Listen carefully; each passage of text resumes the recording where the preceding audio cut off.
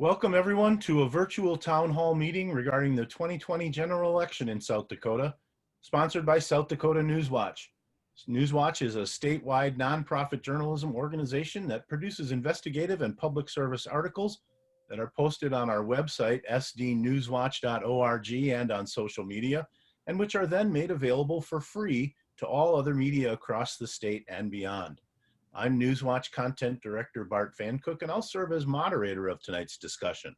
Our format will include a conversation among myself and the panelists, but also allow for input from our viewers who are encouraged to share any questions they may have. Those questions can be written and submitted via the chat function accessible from the bottom center of the Zoom program screen. The upcoming general election with early and absentee voting beginning this Friday, September 18th, and in-person voting on Election Day, November 13th, will include a vote for president, U.S. Congress, 3 statewide referenda, legislative seats, and numerous other local and regional elected positions. While all elections are significant and important, the 2020 election has taken on an unusual level of attention and scrutiny. Not only is the country facing a high level of partisanship, we're also battling the deadly coronavirus pandemic. South Dakota and almost every other state is expecting a huge jump in the number of people who vote by absentee, either through the mail or at an auditor's office in advance of Election Day. And we've seen the 2020 election become a focal point of questions and criticism from some leaders, including strong statements by President Donald Trump, who has warned of the chance for widespread fraud. Tonight, we brought together 3 educated, engaged, and experienced election experts from South Dakota to discuss what's ahead and also take your questions. I want to start by giving each panelist a chance to introduce themselves and provide a brief explanation of your role in the election process in South Dakota. Let's start with Steve Barnett. Mr. Barnett? You bet. Can you hear me okay? We can hear you. Go ahead, sir. You bet. Thanks for having me on, Bart. It's a pleasure to be here. Appreciate the invite. I'm currently the Secretary of State, and prior to this, I served as State Auditor for 8 years. And prior to that, I spent some time with Senator John Thune's official office in Aberdeen. I also spent some time with Wells Fargo. I live here in Pierre with my wife, Nicole, and 4 children. And again, just appreciate the opportunity to join you tonight. And maybe briefly, Steve, you can just tell us about your role in the election. What is it? What is it that you do as Secretary of State? As you know, we're the Chief Election Officer for the state of South Dakota. So we oversee the election. We've got like you said, for the general, it's November 3rd. Early voting, as you stated, starts here on Friday. So we have 46 days of early voting, and you can do that by in person, or you can also request an absentee ballot, or you can vote November 3rd in person as well, as the polls will be open from 7 a.m. to 7 p.m. So that's kind of in a nutshell, what our role is. We've got an election staff, about 6 people. We also have a business services division as well. But right now, as you know, the attention is kind of on the election, so to speak. Yeah, thank you. Thank you very much. And Amy Scott-Stoltz, if you could introduce yourself. Hello, my name's Amy Scott-Stoltz. I appreciate being here. I am the current state president for the League of Women Voters of South Dakota. I live in Sioux Falls with my son, Donnie, who is 17 now, so he's a year away from voting. And the League of Women Voters is a nonpartisan organization. We do not support or oppose candidates or political parties at any level, but we're always working on vital issues of concern to members and the public. And how League fits in with the election cycle is to be both a watchdog and an educator. We help people register to vote. We pass out information about things like absentee voting, what are the dates. We also do candidate forums throughout the state so that voters can meet their candidates and hear straight from the candidates on what they'll be voting on. We also have a site called vote411.org where the candidates can go in and input information so that the voters can go in and see that. That's becoming more important this year with the pandemic, is that virtual piece. So we do quite a few things around the election, and we look forward to doing quite a bit more this year on a virtual level. Terrific. Well, thank you for being here. And finally, Mr. Litz, if you could introduce yourself and tell us about your unique role in the election. My name is Bob Litz. I am the Minnehaha County Auditor. And in South Dakota, the part of the auditor's function is also to have an election office down at the county. And we have been working on elections ever since the first of the year is the reality for us. And right now, our big push is to, as Secretary Barnett referred to on the 18th, getting the absentee ballots out the door. And I think we've got that well in hand. And on Friday, we'll have a couple of QPS trucks come down to pick up all those ballots and get them out of here. So we're hoping that they come back right away this time. That's an important part of voting is getting that ballot back in here. So if we do that, I think we'll have a good election night on November 3rd. Terrific. Well, thank you for being here. I appreciate it. As a veteran newsman, I don't want to bury the lead or delay getting right to the critical question of the night. So I'd like to ask each of you, do you think that the 2020 general election in South Dakota will be fair, accurate, safe, and secure with results reported in a timely manner? And also, why do you believe it will be so? Mr. Barnett, we'll start with you. Sure. I appreciate the question, Bart. I do for a couple reasons. You know, in South Dakota, we've got paper ballots. So some people would argue that that's a little archaic, but I mean, they really are safe and secure. There's nothing that's connected to the internet. There are tabulating machines in the county auditor's offices. Those aren't connected to the internet. They're just paper ballots. And I think that's about as safe as you can get and secure as you can get. The other thing is with the absentee voting, as I mentioned, we got a 46-day window for that. And our voters, the onus is put on the voter. Our voters have to actively request a absentee ballot to be sent to them. And that form can be downloaded on our website, which is sdsos.gov, or they can obtain that from their county auditor's office. And that form has to be either accompanied by a photo ID or it has to be notarized. So, and then that signature, that form requires a wet signature, and that signature is compared against the signature on the back of the envelope, which the ballot is enclosed if they mail their ballot in. So I really do believe that our elections are safe and secure, and we've got a good system in place that really suits South Dakotans very well. And Ms. Scott-Stoltz, so what's your view? Can we have a safe and fair election this fall? Yes, I think the primary showed us where some of the issues may come in as far as timing. And I think the county auditors that I've heard from have really taken on a proactive role to make sure that timely information about the election comes out. Bob can talk a little bit about that. But yes, with the paper ballots and the processes that we have in place, it appears to be a safe and secure election.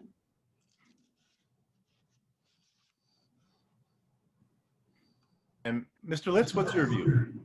Well, between the two previous speakers, I agree with everything they've said.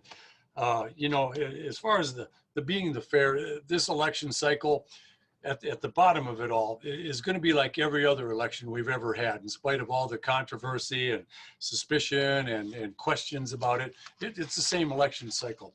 It's the same people that are conducting it, basically.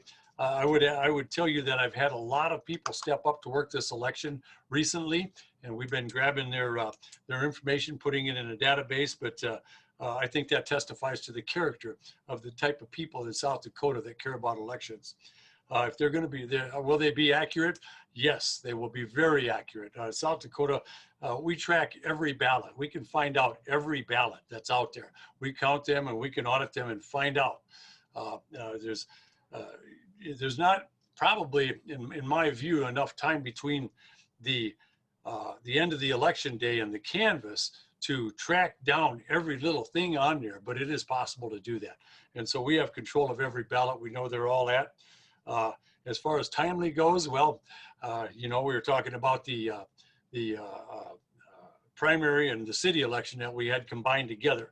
And the issue that we had, of course, was a lot of people chose to vote by mail then. And the last 6 days, we got 44% of those ballots back. And it simply washed over us. Now, to remedy that this year here, and I don't know if it's going to work, it's unproven, never been done before, but I do have a absentee mail-in ballot employee force of 55 people. The number of people that I've got working at the precincts is far more than I could possibly put in there. And so where I'm going to use up a lot of those folks is normally on my absentee ballot opening board, I have 88 people for a big general election. Well, this time I'm looking at the number of absentees, and I'm going to have over 200 people to do that. I'm thinking over 250 too, if the absentee ballots continue at the trend that they are. So I think I've got the horsepower to do it, or at least I hope I do. Hope those absentee ballots come in here, and we'll get them counted just as quickly as we can accurately do it. Well, thank you. And so I wanted to pose a question of you individually about absentee voting, which appears likely to take place at record levels this year in South Dakota and elsewhere. Already, Mr. Barnett has reported that 108,000 ballots are set to be mailed out to South Dakota voters starting just 2 days from now. Mr. Barnett, can you explain your decision in March for the first time in South Dakota history to send absentee ballot applications to all registered South Dakota voters? Why was that done, and how do you feel now about that decision? Sure. No, again, another good question, Bart. So yeah, given the information we had at the time, we felt it was a good decision to make. Obviously people had different opinions on that, but we sent them to every absentee voter in April. And as a result, and Amy kind of touched on this, the turnout in our 2020 primary was at 28%, which is the highest percent in a primary since 2008. And I'd like to think part of that was because of those forms that we sent out. And not everybody, most people have access to the internet, to our website, but not everybody does. So we thought sending the form out, not everybody has a printer, would be a convenient way for them to fill that out and kind of encourage them to send it back to their county auditors in a timely fashion. And then by doing that, obviously people had the choice to either vote absentee or go in person on election day. But by doing that, we thought that would also relieve some pressure from the polling locations, because in talking to Auditor Litz and some of the other auditors, we envisioned shoring up poll workers as kind of an issue. Maybe some of the smaller counties, if they had 6 polling locations, they were going to have to reduce it to 1 polling location because of lack of poll workers. Because a lot of those poll workers, as you know, they might be over the age of 60 or 65, and they're the most vulnerable to the virus. So that was part of the reason why we made that decision to send them out. And how do you feel about that? You feel good about that decision then? Yeah, I feel good about that. I think it was the right thing to do at the right time, and we received a lot of feedback, positive feedback on it, and I think it was the right call to make at that time, given the information that we had. Yeah, I appreciate that. Thank you. Mm-hmm. So Ms. Scott-Stoltz, in our previous discussion, you noted that studies show that a higher level of absentee or by mail voting does not particularly benefit one political party over another. And I confirmed that research on several different levels. You also said you support absentee voting and that you believe voters like it too. Can you explain why you think absentee voting is good for the election process, why it's good for voters, and why you think voters may embrace it more moving forward? Sure. The absentee process really does give voters a chance to do some research. They can see what's going to be on their ballot. They can use the technology of today to do their research, to research their candidates, to research ballot issues. Ballot issues tend to be numerous in our state, and they can be confusing.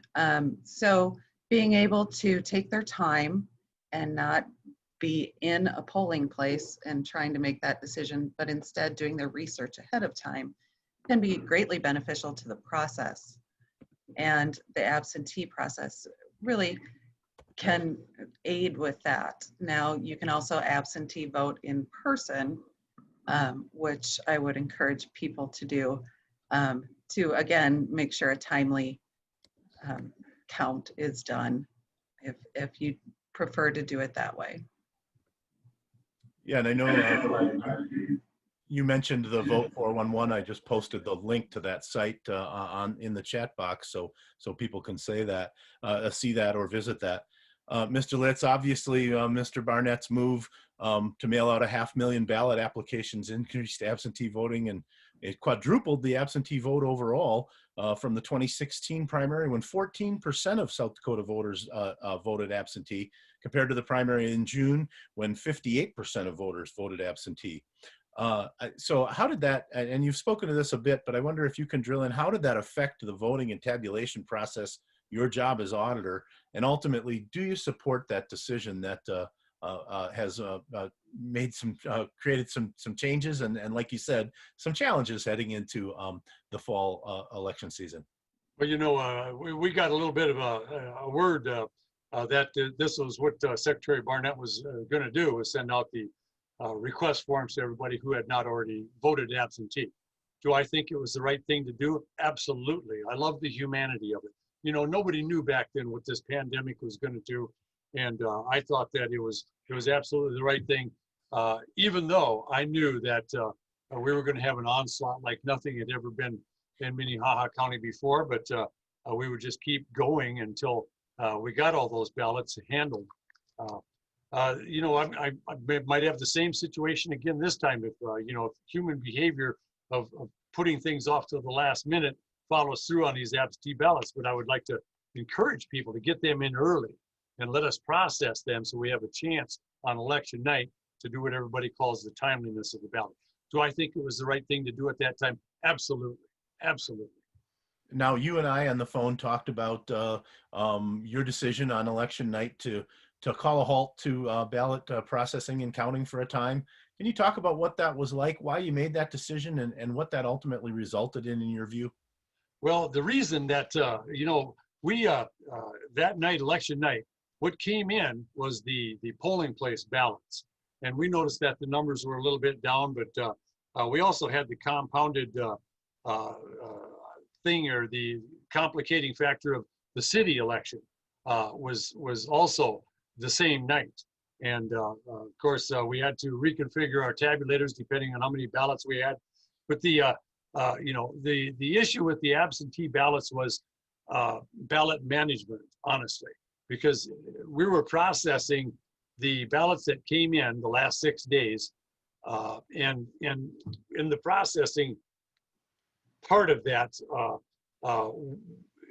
if you only have 10 ballots in one precinct, and then you've got 5 ballots of another precinct, and then 7 ballots of another precinct, it is very difficult to do ballot management on that night if you're putting those small batches in, loading them up to a stick, and then loading them up. It is a great opportunity to make a lot of mistakes. You know, my staff had already been up since 6 in the morning, and when it was 1:30 at night, we just didn't have enough ballots of a particular precinct to run through there. There were the ballots, when they come in the mail, they don't come in order that you'd like them to. They come in for whoever dropped them in the mail, and the mail got them there quickest. And so I looked at Tom as the city clerk. He did not want to do it, but we were just standing around at that point, and I made the decision to call it. It's never been done before. I called Secretary Barnett, and you know, he just said I had to do what I had to do. And I know we had a brand new shiny jail just built here in Minnehaha County. I didn't want to have to go into it, but apparently there was no law against it. So we did well. And then everybody went home, caught about 4 or 5 hours of sleep, had a shower, came back in the morning, and we finished it off. When I came back, when I got back in the morning, of course, I had quite a few lawyers waiting around to come in, and we let those lawyers from the state parties come on in, walk around. I said, if there's anything you guys want to see, let me know what it is. The whole place is open to you. And it must have satisfied both of the parties, because when they left, they came to the conclusion there was nothing going on. You know, it's kind of funny, because when that's the first time it's ever been done, and any time that you're not done on election night, people go, what's going on down there? You know, they want to know. And I would invite those folks with those questions to come on down and see what's going on.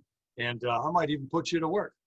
No, I don't regret doing that either. If I'd have just kept everybody there until the next morning at 8 or 9 o'clock when we started processing those ballots again, I think our accuracy would have been way down. And I felt that the accuracy had a priority over staying there and getting small batches of ballots added into the aggregate number overall. So that is why I made the decision that I did. And I think that if it happened again, that I would do it again. Well, I appreciate that. And as a member of the media, of course, we want results as fast as we can get them, as I'll do all candidates and voters as well. Quickly, I have a question from one of our viewers. I think this is for Mr. Barnett. This is just clarifying that data that I repeated now, but you provided to me for my recent article. When we talk about 44% of voters voting absentee, is that 44% of registered voters or 44% of all people who voted in the primary? For absentee, who cast a ballot via absentee? Yes. Yep. So 58% of total ballots cast were cast absentee. That's right. 58% is the number. Yep. So that's of people who voted. Correct. They voted absentee. Correct. Okay. Yes. Yeah. Yep. Thank you. So I want to turn to in-person voting because amid a pandemic, an airborne pandemic, seeing higher rates of the coronavirus infections here in South Dakota, do you anticipate that it will be safe for voters who show up at the polls amid a pandemic? And also, I know that election officials faced challenges of poll workers, many of them elderly, who did not want to take the risk of working at the polls or were just unavailable, and also some polling locations where groups that had offered their space had pulled back amid the pandemic. I'll ask each of you in order, can in-person voting be done without a hitch this November and be done so safely? Mr. Barnett, I'd start with you. What steps is the state taking to ensure a safe and secure in-person vote on November 3rd? Sure. Another good question, Bart. We sent PPE kits to all the county auditors so they have them for all their polling locations. So like in those kits, there were masks, hand sanitizer, disinfectant and alcohol wipes, the plexiglass shields to create a barrier, like marking tape to create social distancing within the polling booth, and also one-time use pens. And everybody, as you know, all the voters have different comfort levels of this pandemic. And you kind of see that when you go out, whether you're in Pierre or Sioux Falls or Aberdeen, you can kind of see that, with people's comfort levels. So, but I do think it'll be safe. And if people don't want to, again, they don't have to go vote in person on November 3rd. They can vote in person at their county auditor's office prior to the election, or they can just request that their ballot be sent to them. And a lot of some of the county auditors even have like a drop box located outside of their office that they can put that in, put the ballot in as well. So I do anticipate that it'll be safe. We've taken the necessary steps to make sure everyone stays safe, similar to what you're seeing in restaurants and stores and stuff out there. Yeah, and Ms. Scott-Stoltz, so you shared with me that you witnessed in-person voting in June and got a close-up view of that. What are your thoughts? Do you feel that things were safe then and could be and will be safe and fair and accurate this fall as well on November 3rd? Well, I tell you, I personally like in-person voting, and I know there's people like me who really celebrate the day and the event, and absentee voting doesn't necessarily have the same feel. And I usually bring my son too to show him the way to do it. And when I went for the primaries, I did see everything that Secretary Barnett just described, and felt very comfortable. I did note that a lot of the poll workers were new to me. Usually we can tell, we see the same people in our poll workers each election, but I would say almost all of them were new to me this time. So that was interesting. But yes, the plexiglass shields, the one-time pens, the hand sanitizer was all there. They were wearing masks. The majority of the voters that I saw were wearing masks when I went. It wasn't a time where there was a long line. So all of it seemed to go very well. And from what I've heard, the in-person voting around the state had gone very well across the state. And Mr. Litz, how do you feel about that? And also, I wonder, this idea of reduced locations and scarcity of poll workers.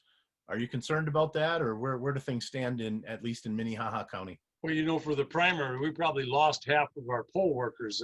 City Clerk Tom Greco had set up the city election in April, and he had all the precincts staffed and all the locations locked down. And then when the COVID, you know, when the city shut down, half those workers left and 13 precincts were gone away. I had to start all over again for the primary and the combined election. This election here, I think I'm going to have enough workers, and I think my observation is most of us have learned how to live with the COVID virus. It's out there. You know, I don't think there's any total guarantee that you can get that, you know, venturing out of your house, you're not going to get it. However, like Secretary Barnett mentioned, they did have the PPE kits out. They were the precinct cleaning kits. And then we provided, I got some plastic shields to put up at the table. I got some decals to put on the floor that showed where the social distancing and the line should queue up. So we had a lot of safeguards in place. I think a lot of people appreciated them. Those same things are going to be in place this next time. And I think that, like I said, I think more folks have learned to live with it. We do our hand washing and wear our masks where we have to and things like that. So I'm going to have all 71 of those precincts open. That's the ultimate backstop if you know, if your ballot gets lost in the mail or doesn't come in on time. And so they will be open, all 71. Terrific. I'm not having trouble staffing them this time either. There's been a lot of people stepped up. Good, good. That's good news. We did receive a question from Facebook, and this could be for you, Mr. Litz or Mr. Barnett. When should a person expect to hear from their auditor about being a poll worker? And my assumption is this is a former poll worker who's wondering when you're going to discuss, hone in on those staffing issues and let them know that they're needed and where they should be and all that. Mr. Barnett, would you care for me to answer that, or you want to go ahead and stab at it?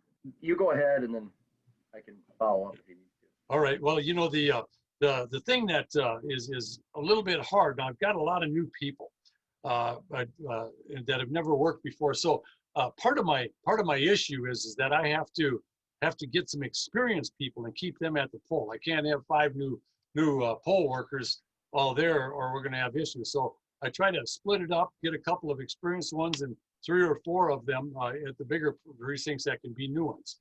So I plan on having a minimum of 5 workers per precinct. So 71 times 5 is, you know, 300 and some people out there. The other part of it also is that I've got to strike somewhat of a balance between Republicans, Democrats. I can use independents, I can sprinkle them in.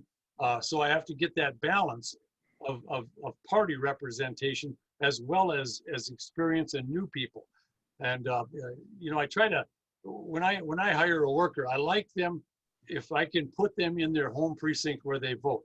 And my thoughts are on that is some of you have walked into your home precinct and there's somebody you know doing the ballots. Now, election day, folks don't see Steve Barnett. They don't see Bob Litz out there. They see the poll workers when they go in there. And I like to have people that vote in a certain precinct also working there, but that's not always possible too. I just think that it inspires confidence in the process. So, but I think that I'm going to have enough workers this time. I'll have a huge opening board, but the precincts will be well staffed, I believe. Mr. Barnett, anything to add? No, that was a good answer. I would just say we're going to try to do some messaging in the upcoming weeks, really kind of reiterating what Bob said is if people are interested to reach out to their county auditors, and I think Bob had mentioned a while back, there's a training session that usually goes along with that of about 1 hour and 15 minutes, but they are paid positions. So if people are looking for work, it's a good opportunity to get involved. And it is kind of a long day, like Bob said, but it's a great way to get involved because we could use some folks out there. Well, and I just posted in the chat box the link to the contact information for all South Dakota County auditors. that's on your website. And I wonder if you could take a moment. I have another question here, but I wonder, could you talk about the voter portal and how that came to be, what's on there?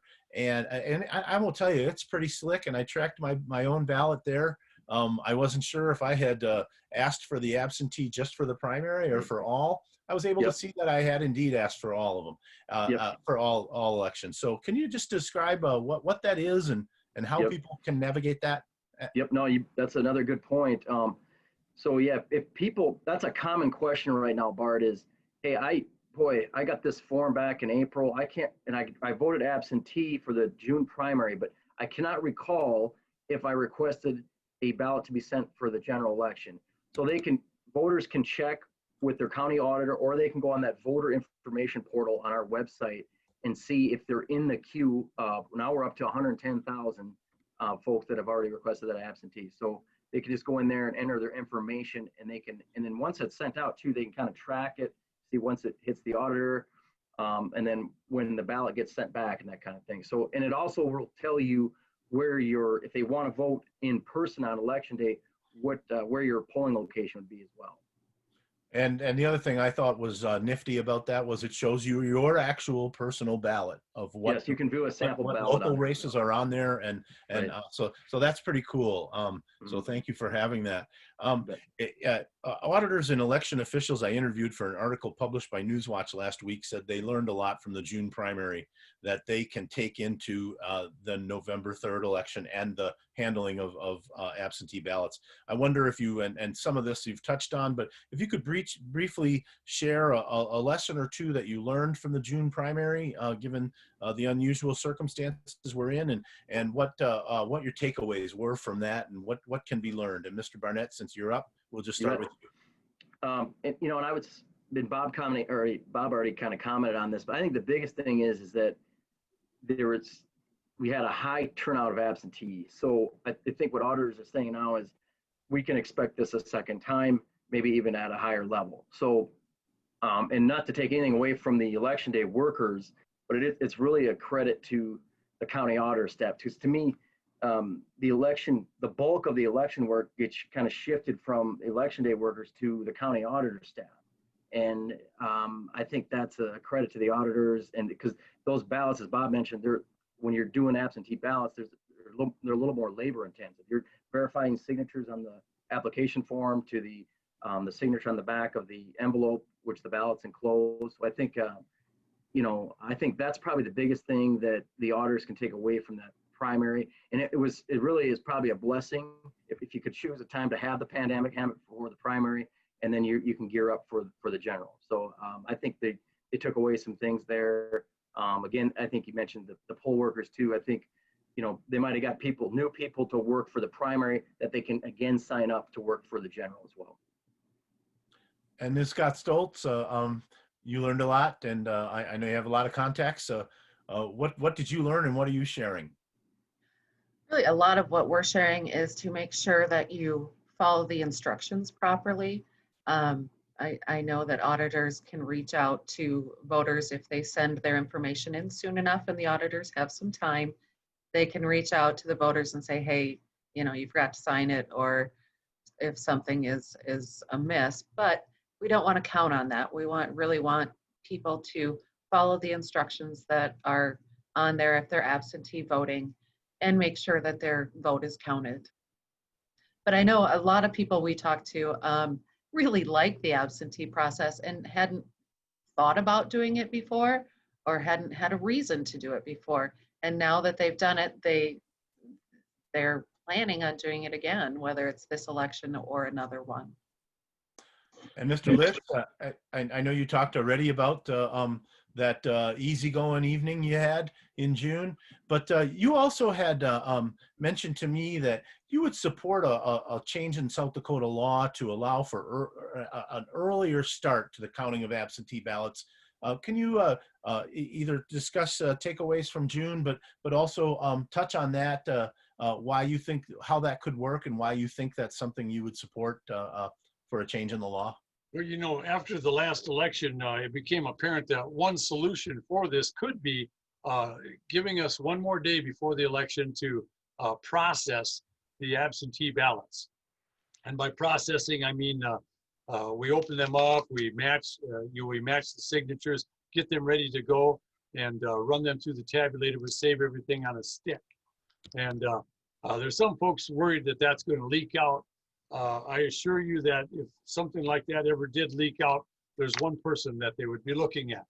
And so that's a no-brainer to me. I'd sleep with the stick. They have the results on there. I'm the only county, I believe, that really needs that. So I'm not sure that the chance of that ever getting through the legislature at this point is very good. Besides, the timing of for this election simply won't allow it. So in the absence of having more time to process those absentee ballots ahead of time, the only solution that I can think of is to get a lot more horsepower and put it on there. For that horsepower, I've got to have space to do it. Space is tight down here at the county. I have to stay within the confines of the county's cybersecurity parameters, because when we upload stuff, I don't want to be going outside of our network down here. And I don't think Secretary of State's office would appreciate that much either. But loading, getting the people to open those ballots, getting people to process them. Like I said, I've got the workforce of 53 people that are on a list. A lot of them are waiting to go to work because I don't have enough work for them at this point. But that's my solution at this point is more horsepower. Yeah, thank you for that. I'll worry about the ramifications of the budget at the end of the year. I don't think the commissioners are going to object to it at all. Yeah, I appreciate that. The Heritage Foundation this summer made a database of election fraud cases across the country and found only 5 known fraud cases in South Dakota from 2000 to 2015. Those are broken out in an informational box on our website with the recent election story. And all of those led to criminal prosecutions in one form or another. I wonder, one by one, what gives you confidence that the election this year will be free of fraud? And Mr. Barnett, as Secretary of State, I would start with you on the statewide level. Why are you confident that that there won't be fraud in this election? Sure. Well, again, I mean, it's a felony to try to vote twice or anything like that. People have asked that question. If I try to vote by mail, then try to show up on November 3rd, can I do that? I mean, the answer is no. And I just don't see what the upside of that would be, and I think we had earlier this week, we were with Jack Marsh at the South Dakota Sioux Falls Downtown Rotary, and Sue had Roust was there, and she had mentioned that was, I think if you have to look at the intent, I think she had seen some cases over the years where maybe an elderly person forgot that she had voted, absentee, and then showed up at the polls and that kind of thing, and that's up to the county state's attorney to determine, the intent there. So I guess I'm confident because I don't see why somebody would be willing to take that risk, one, and then two, the safeguards we have in place with the absentee application form has to be accompanied by either a photo ID or it has to be notarized. And again, it needs a original wet signature on that form. That's compared against the signature on the back of the envelope, which has the ballot enclosed. So I think those safeguards I don't think they're unreasonable. I think they're very adequate, so to speak, to prevent any type of frauds. And Ms. Scott-Stoltz, do you have any concerns about fraud? I really don't. As Secretary Barnett said, the processes are in place. They have been in place. There have been successful prosecutions that show if it happens, it's caught and prosecuted. I don't see any reason this would be any different. Yeah, I appreciate that. Mr. Litz, fraud in the cards this fall? It's non-existent. The last case that I had that involved fraud, a young man applied for an absentee ballot and we sent it to him. He moved to New Hampshire. He turned that ballot into us, and then somehow that was the 2016 election, and somehow in 2017 we got a letter from an attorney that worked for the state in New Hampshire, and they found out somehow that he did that. That was the last time that I knew about something, and that was that was from South Dakota to New Hampshire. Now, and they found out about it. With the processes we have in place, no, I just don't see it happening. And for somebody to commit a wholesale election fraud in the state of South Dakota, you'd have to drag along quite a few people, and I just don't see that happening. That's a conspiracy fantasy of some people.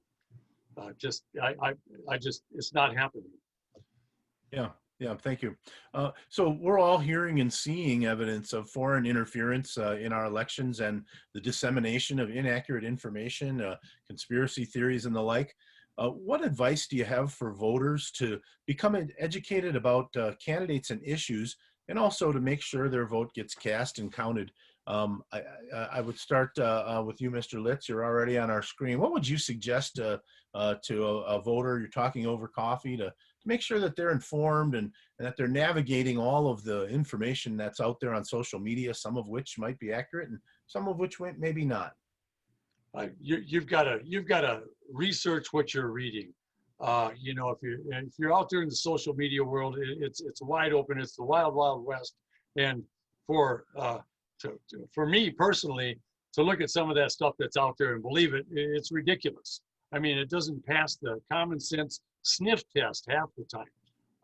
So you're better off reading something if it's in print. Thank you very much, Mr. Bordewick. But you're better off reading something in print, and you can always research what you just read. You can type in that author's name. If it's on Facebook, it's just a common sense call. But if you're getting news feeds and stuff and you don't know about them, I had an interesting one the other day, and I can't remember what the name of the article or the publishing company was, but it went back to Russia, and it was a kind of a craftily worded diatribe that it proposed certain view, and so I just checked what that news source was, and it wound up being one from Russia, RT, Russia Times. And so do your own research, do your own thought process. Do not let the 24-hour news cycle convince you that this is right or that's wrong, because you've got both views out there. You have to look at stuff common sensibly, and you also have to do your own research on it. Ms. Scott-Stoltz, any thoughts on how voters can become educated? And feel free to give another plug to the League of Women Voters site, and maybe you can share a little bit about what's there, what people will find if they go there.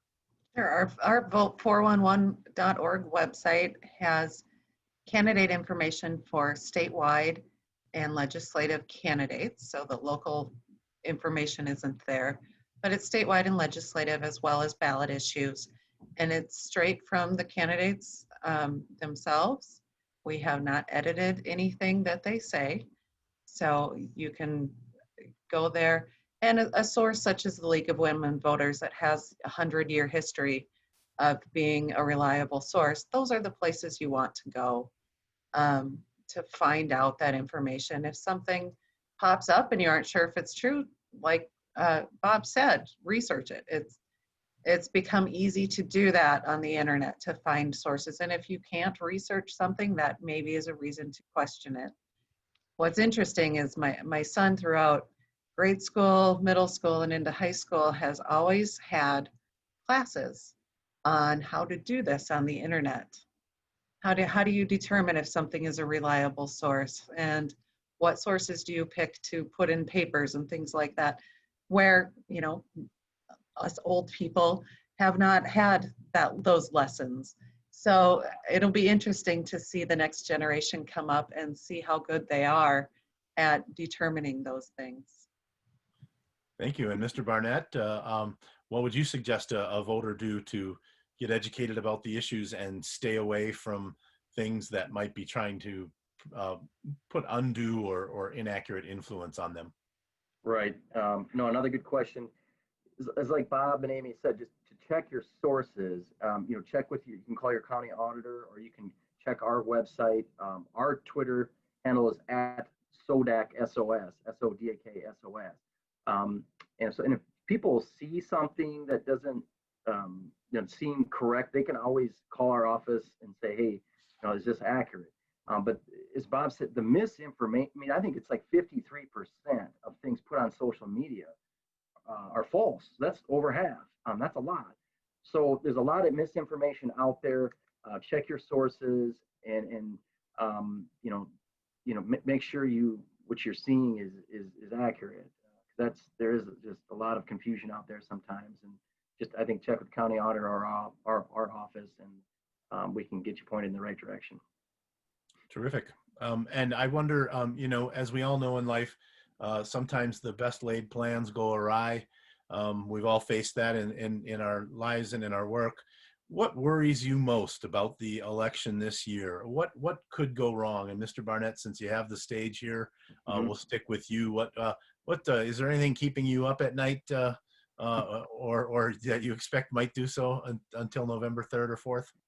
Well, I would say just if like you said, I think the misinformation that makes me nervous. If people see something like Republicans vote on Tuesday and Democrats vote on Wednesday or vote via text, I mean, that stuff is false. When people start sharing that and it can get traction, that worries me. And they do that stuff maybe in the morning of election day where you can't get out a press release fast enough, so you have to constantly stay on top of that. There's not a fire hose big enough in South Dakota to put out that misinformation sometimes. So I think that the misinformation worries me. People are trying to sow discord or that kind of thing. If they were to, somebody could act like they drove past a polling location and say, hey, there's a water main break at the ABC polling location in Sioux Falls, and there isn't, and they might put out there, hey, don't waste your time going to vote.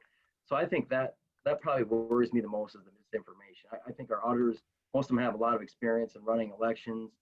Like Bob said, a lot of them are beefing up their staff to help count those absentee ballots. I think we're on the right track there. It's just there's two things you can control in life, and that's your attitude and your effort. And our effort to combat the misinformation is probably the biggest challenge ahead of us. Yeah, well, I'll stick with you, Mr. Barnett. I had another question submitted here. How difficult would it be for a hacker or some outside entity to directly impact the state's election, either by altering the results or slowing or halting the reporting of results? Sure. Well, we've been working very closely with Department of Homeland Security, and they're at the federal level, obviously, and then BIT stands for the Bureau of Information and Telecommunications. And Jim Edmonds done a good job over there of keeping us informed, because it's, as you know, if a goalie in a hockey game stops 99 out of 100 pucks, that's a heck of a game for that goalie. But we have to get it right every time. The bad guy only has to get it right one time, and that would also keep me up at night. But to answer your question, since we don't have anything that's connected to the internet, our tabulating machines aren't connected to the internet, our ballots are paper. We have a very safe and secure election. What is harder to police again is the misinformation on social media. Yeah, thank you. Yeah. Ms. Scott-Stoltz, anything your biggest worry heading into this election? I agree that the misinformation is probably the biggest thing, and we all have to remember that our local county auditors are the source to go to, or the Secretary of State's office. These are our neighbors. These are the people that we, grew up with. These are the people that we go to church with. These are our friends and our neighbors. You can call them, and they will give you the appropriate information. Yeah, thank you. And Mr. Litz, any big worries moving forward? I would just say the idea that there's over 10,000 counties in the United States, and each one of those runs their own elections. It's all atomized, or it's all broke up. And so there's no way that any entity is going to get in and have a wholesale disruption of that election. Especially here in South Dakota, it's the same old election process we've always had. And Steve alluded to it, that our cybersecurity procedures and processes have really ramped up in South Dakota in the last 4 years. And I'm glad that they did, because that's a potential. But the idea that all these counties, each of them have their own election thing that they put together, and they ball it all up and send it to the state, and then we have a national type thing. Nobody's going to get at a bunch of those counties. They just can't do it. It's physically impossible. And like Steve was saying, the machines, they're not plugged into anything. The tabulator machines, we test them. We have mock elections before we ever hold the election, and then we test it. We have public tests that we run on those machines with random ballots that we've created, test decks that we've created. So we know the machines work. There's just no way anybody's going to get at those machines, mess with the configuration on them to alter the outcome of the election. Yeah, thank you.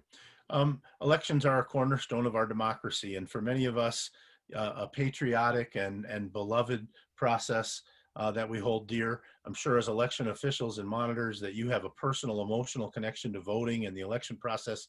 I'd like each of you to share a story from your life that illustrates your connection to the process. And Mr. Litz, I telegraphed this question to you earlier, but in our conversation the other day, you shared an experience you had, and I wonder if you could tell that story again, and if there's anything else you wanted to add, please feel free. I love that story because it speaks to the character of South Dakota people. But I just gotten this job, and there was a local election out in Del Rapids, South Dakota. And so I went out there just to watch the process from a different point of view. And it was about noontime, so they had quite a few voters coming in. And there was a young man in his 40s stopped and talked to the gal that was checking IDs and, checking into the poll book. And they talked, and I could tell from their conversation they were familiar with each other, very familiar. And finally he goes, well, he says, can I have my ballot? And she goes, do you got an ID? And he goes, do I have to give you my ID? She goes, absolutely. He goes, Mom. So that guy's mom made him produce a ballot. I mean, a driver's license to get that ballot. And I asked her later why she did that. She goes, well, I can't let anybody slide on it. Everybody has to do it. My son's no different. I knew that elections in South Dakota were going to be in good hands due to the character of the people that come forward to work at these elections. Yeah, thank you. I appreciate that. That's funny and but also very telling. Ms. Scott-Stoltz, do you have an election story that is connected you to the process? Nothing as good as Bob's story, I'll tell you. But well, like I said earlier, I usually take my son every time I go to vote since he was little.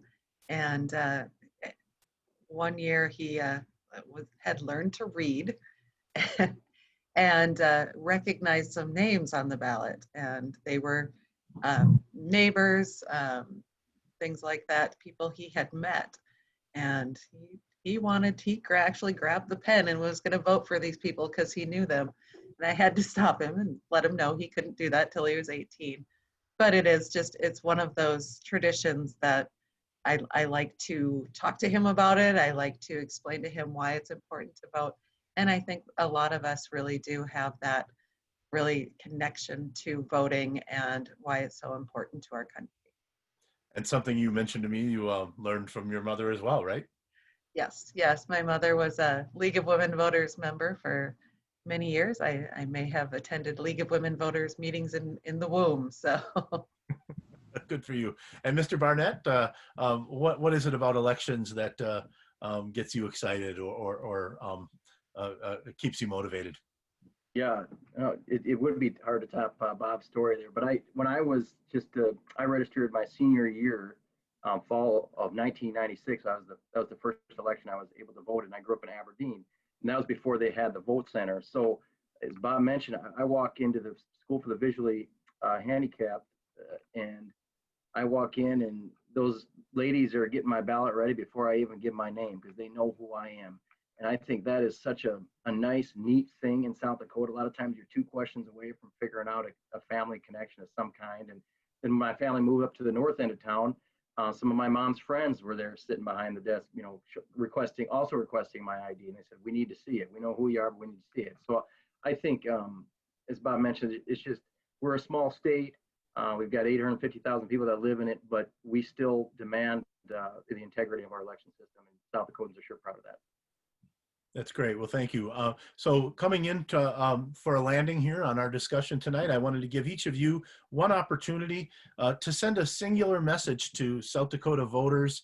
What is it that you want them to take away, not just from this discussion, but to think about heading into either getting their ballot in the mail or beginning to make their decision? I'll start with you, Mr. Barnett, because you're already up on the screen here. What's the final thought that you have for voters in South Dakota tonight? You bet. Well, as you mentioned earlier, I mean, citizens exercising their right to vote is the foundation of our democracy. And I think it's so important to exercise our right to vote. And in South Dakota, we've got the 46-day window of absentee voting, which starts on Friday. And I think there's just really no excuse that why you shouldn't get your ballot cast in time. So I would just remind voters, again, the early voting starts on Friday. The voter registration deadline is October 19th at 5 p.m. They can do that at the county auditor's office, or they can actually do it at the driver's license station as well. They just want to check to see what their hours are for those stations here in the upcoming weeks. And then, of course, election day, November 3rd, polls will be open 7 a.m. to 7 p.m. And again, I'm going to put a plug in for the county auditors. If people are interested in working for the 2020 fall election, to contact their county auditors, because we are in need of poll workers, and hopefully those people can help us out for the next 10 or 15 years to come. Thank you. And Ms. Scott-Stoltz, what would you say to voters tonight? Well, to add on to what Secretary Barnett has talked about, some patience this time. We are voting in a pandemic, and with the absentee vote increase, having some patience and understanding of why information may not come out on election night. In South Dakota, I'm expecting it to. Sorry, Bob, I'm kind of putting you under the bus. I expect you to get it out. But if it doesn't, have a little patience and understand that we really want to get this right versus get it done quick. And that's the same thing across our great nation as well. Thank you. And Mr. Litz, final thoughts? I would just tell the voters out there to relax, lighten up a little bit. It's the same election process that we've always had. Your ballot is going to get counted. The process is going to go on. It's in, it's going to happen. And, with all the suspicion and dispersions being cast, all that does is harms everybody, including the people that cast those dispersions. So lighten up and know that in South Dakota right here, we're going to have a good election. It'll be a straight up election, and it'll turn out just the way it's supposed to. Terrific. Well, with that, on behalf of South Dakota News Watch, I'd like to thank our panelists and wish them all a safe and successful upcoming election. I would note that a tape of this discussion will be posted on the South Dakota News Watch Facebook page and on our website in the coming days. And please also watch for an article about this conversation and other articles we'll do this fall about the election process in South Dakota. And those will appear on our website at sdnewswatch.org. Thank you again for everyone participating, and to all those who listened in. Have a safe and happy evening.